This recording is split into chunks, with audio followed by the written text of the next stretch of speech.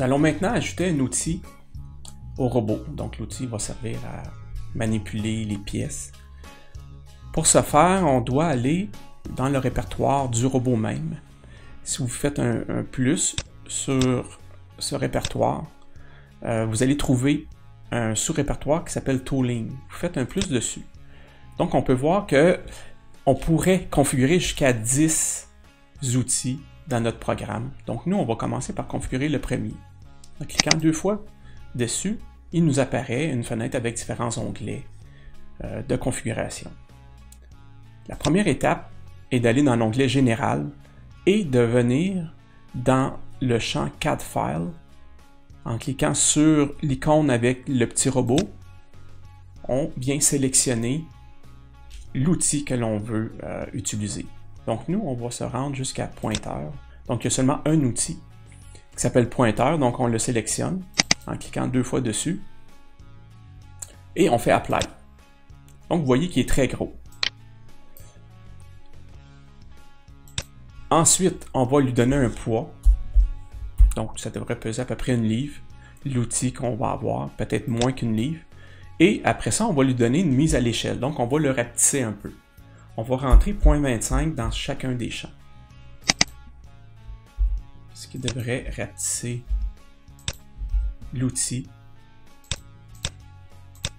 à 1/4 de sa grosseur. Donc on peut zoomer dessus. On peut zoomer. On voit, en mettant l'outil, on voit qu'il y a une petite boule verte qui apparaît.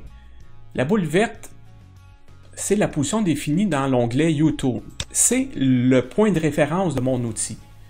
Donc si je viens dans mon système de coordonnées, et comme on est présentement dans Tool, ma rotation se ferait à partir de ce point-là. Donc nous, pour bien travailler, pour que ça soit plus efficace, habituellement, on met le point directement sur le bout de l'outil. Donc, pour pouvoir changer la position, on vient dans Edit Tool et on va venir modifier la coordonnée en Z. Donc, on voit qu'à 100, c'est passé. Je vais descendre à 50. On s'approche, donc on peut zoomer un peu sur la pointe de mon outil. Je réédite. Je vais mettre 45 et 44.5. Donc on voit qu'on est pas mal au bout de l'outil. Je fais un zoom out. Et si je viens dans la console, je la mets à on et que je me déplace en tour autour de l'axe des X, on tourne autour de l'outil. Donc au bout de l'outil du point qu'on a donné.